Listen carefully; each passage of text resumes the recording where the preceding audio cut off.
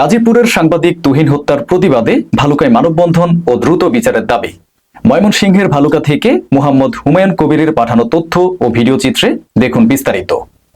গাজীপুরে নির্মমভাবে খুন হওয়া প্রতিদিনের কাগজের স্টাফ রিপোর্টার সাংবাদিক আসাদুজ্জামান তুহিন হত্যার প্রতিবাদে ময়মনসিংহের ভালুকায় মানববন্ধন অনুষ্ঠিত হয়েছে। শনিবার 9 আগস্ট সকালে ভালুকা প্রেস ক্লাবের আয়োজনে ঢাকা ময়মনসিংহ মহাসড়ক সংলগ্ন এলাকায় এ কর্মসূচি পালন করা হয়।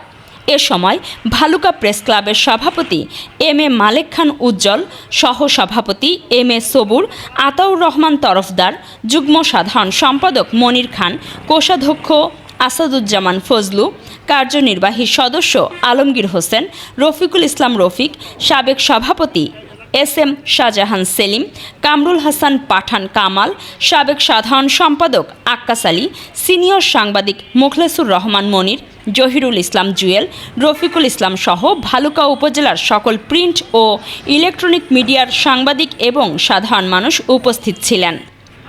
মানববন্ধনে বক্তারা সাংবাদিক তুহিনের হত্যার দ্রুত বিচার ও দোষীদের কঠোর শাস্তির দাবি জানান। পাশাপাশি সংবাদ সংগ্রহের সময় সাংবাদিকদের নিরাপত্তা নিশ্চিত করতে সরকার ও প্রশাসনের প্রতি আহ্বান জানান তারা।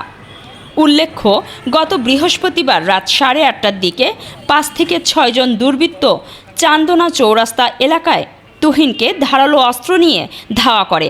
তিনি দৌড়ে ঈদগাহ মার্কেটের একটি চায়ের দোকানে আশ্রয় নিলেও দুর্বৃত্তরা দোকানে ঢুকে এলোপাতাড়ি কুপিয়ে হত্যা করে পালিয়ে যায়। জৈদপুর চৌরাস্তায় প্রকাশ্য হাজার হাজার মানুষের সামনে একজন সাংবাদিককে হত্যা করা হয়েছে। এটা হত্যাকাণ্ড নয়, এটা একটা নৃশংস হত্যাকাণ্ড। এইভাবে মানুষকে কুপিয়ে মানুষ মারতে পারে, মানে চিন্তাও করা যায় না। সেই ঘটনায় কোনো ঘটনা নয়, তুচ্ছ একটা ঘটনার কারণে আজকে আমাদের সাংবাদিকদের জীবন দিতে হয়েছে।